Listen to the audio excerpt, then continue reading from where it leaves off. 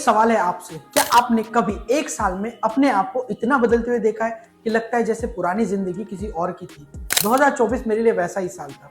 एक साल जो मुझे अंदर से बदल कर गया, जिसमें मैंने अपनी आइडेंटिटी, रिलेशनशिप और सेल्फ वर्थ को डीपली समझा।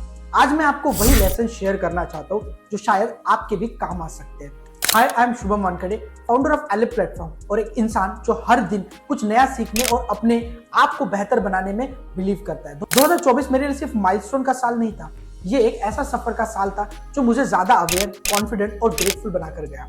चलो शुरू से शुरू करते हैं। Part 1, the power of self love and grooming. जनवरी फरवरी की बात है, मेरा फरवरी में बर्थडे था। मैं अक्सर दूसरों के लिए काम करता हूँ, उनकी हेल्प करता हूँ, उनके प्रॉब्लम सॉल्व करता हूँ, लेकिन उस दिन एक थॉट आया, शुभम कभी अपने लिए भी टाइम निकालते हो? तब मैंने डिसाइड किया कि सेल्फ लव और सेल्फ केयर मेरी प्रायोरिटी लिस्ट पे होना चाहिए। मैंने छोटी छोटी चीजें शुरू की, सुबह जल्दी उठना, अपने लुक्स पे ध्यान देना, रेगुलर ग्रूमिंग करना, बुक्स रीड करना और अपने बॉडी लैंग्वेज को इंप्रूव करना। क्योंकि देखो, सेल्फ कॉन्फिडेंस वहीं से आता है जब तुम्हें अपने अंदर और अपने बाहर दोनों पे ट्रस्ट हो। रियल लाइफ एग्जांपल की अगर बात करूं तो एक बार एक बिजनेस मीटिंग के लिए मैं गया था और मैंने कॉन्शियसली अपने पर्सनालिटी के ऊपर काम ऑलरेडी स्टार्ट कर दिया था।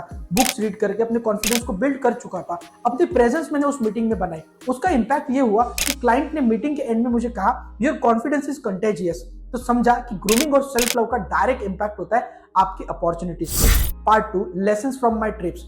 इस साल मैंने बहुत ट्रैवल किया, स्टार्टअप में समिट और शॉर्ट गेटवेज। हर ट्रिप मुझे एक नई लर्निंग दे गया। एक बार रायपुर के एक स्टार्टअप मीट में एक नया एंटरप्रेन्योर से मैं मिला। उन्होंने बताया कि कैसे उन्होंने सिर्फ एक सिंपल प्रॉब्लम सॉल्व करके अपना बिजनेस स्केल किया। मुझे लगा कि ट्रैवलिंग सिर्फ प्लेसेस एक्सप्लोर करना नहीं होता, ये नए लोगों से सीखना, नए लोगों के आइडियाज को समझना, उनके आइडियाज को एक्सप्लोर करना और अपने हॉरिजॉन्स को एक्सपांड करने के लिए एक बहुत अच्छा तरीका होता है। और ट्रिप पे मैंने ये जाना कि सोलो टाइम भी बहुत जरूरी होता है। जब तुम अपने साथ वक्त बिताते हो तब तुम्हें क्लैरिटी मिलती है अपने गोल्स और डिजायर्स पे।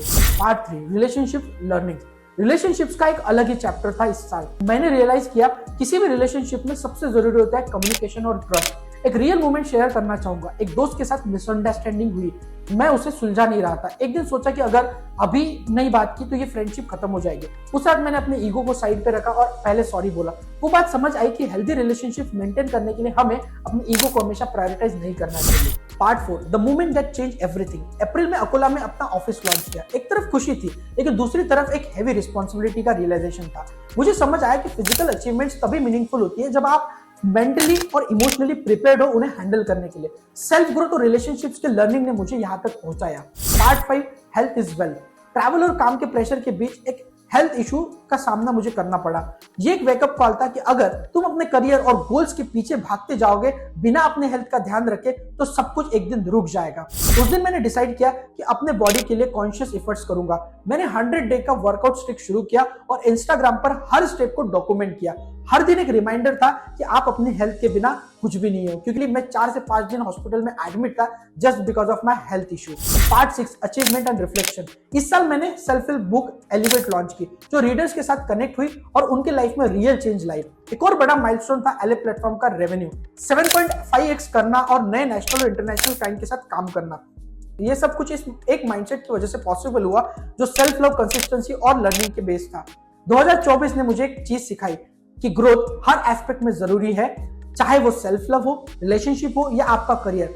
अगर आप अपने साथ लॉयल हो और कंसिस्टेंटली सीखने की आदत बनाते हो तो जिंदगी के हर चैलेंज का समाधान आपको मिल सकता है। ये मेरी 2024 की कहानी थी, लेकिन आपकी कहानी क्या है? आपने इस साल क्या सीखा? कमेंट्स में जरूर शेयर करें। और अगर ये वीडियो आपको पसंद आई तो लाइक करें, अपने दोस्तों के साथ शेयर करें जो अपनी ग्रोथ जर्नी पे है, और चैनल को सब्सक्राइब करना मत भूलना। चलिए मिलते हैं 2025 के नए चैप्टर के साथ। Thank you.